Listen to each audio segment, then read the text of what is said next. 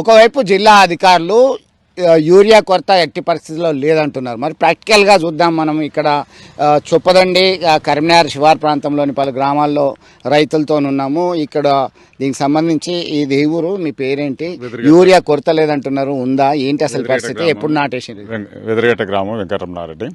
ఇది మా వెంకరెడ్డి గారు అని మా రైతు సోదరులు నాటేసాను. అన్న, యూరియా అనేది 2 సంవత్సరాల కింద నుంచి మాకు చాలా ఇబ్బంది జరుగుతుంది. 2 సంవత్సరాల క్రితం మేము సేటుకు ఫోన్ చేస్తే ఆటోలో మా గ్రామాలకు ఆటోలలో ఎన్ని బస్తాలంటే 2 బస్తాలు వచ్చేది మా పొలాల దగ్గరికి. మేము నాటేసినాక ఒక 15-20 రోజులకు యూరియా చల్లుకుంటాం. మళ్ళీ పుట్టకొచ్చే ముందు మళ్ళీ యూరియా చల్లుకుంటాం. నాటేసే ముందు మాత్రం కాంప్లెక్స్తోని నాటేసుకుంటాం. ఇప్పుడు మాకు ఒక్కొక్క రైతుకు ఒక 10 ఎకరాలు ఉన్నవానికి, 10-15 ఎకరాలు ఉన్నవానికి ఒక 100 బస్తాలు, అంటే దాదాపు 60-70 బస్తాలను వాడకం జరుగుతుంది. బస్తాలు కావాలంటే చాలా కష్టం ఉన్నది.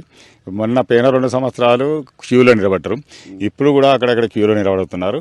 యాపని పెట్టింది, మరి స్టేట్ గవర్నమెంట్ పెట్టినరా సెంట్రల్ గవర్నమెంట్ పెట్టినరా మాకు అర్థమవుతలేదు రైతులకు. అన్ని గ్రామాలకు లేదు, అంతమంది రైతులకు లేదు, కేవలం కొన్ని పైలట్ ప్రాజెక్ట్ అని కొన్ని గ్రామాలకు పెట్టారు. అలా మా గ్రామానికి యాపని పెట్టారు. ఆ యాప్ ఇవాళ బుక్ చేస్తలేదు. రైతులు చాలా మంది రైతులు చదువుకోని వాళ్ళు ఉన్నారు. చదువుకున్నా కూడా 6వ తరగతి 7వ తరగతి 8వ తరగతి చదువుకున్న రైతులే ఎక్కువ ఉంటారు. వాళ్ళకి యాప్ కొట్టడం కష్టం. ఆ యాప్ కొట్టినా కూడా 24 గంటలు పోయి మందు బస్తాలు వస్తే తెచ్చుకుంటేనే మందు బస్తాలట, లేకపోతే మళ్ళీ యాప్ కొట్టాలట.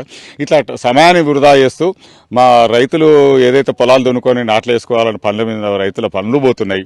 మాకు చాలా ఇబ్బంది జరుగుతుంది. అసలు మరి రాష్ట్ర ప్రభుత్వం, కేంద్ర ప్రభుత్వం ఏం చేసింది? గుడ్డిగా రైతులను మోసం చేస్తుండ్రు. మరి అక్కడ మాకు యూరియా కొరత లేదని చెప్పి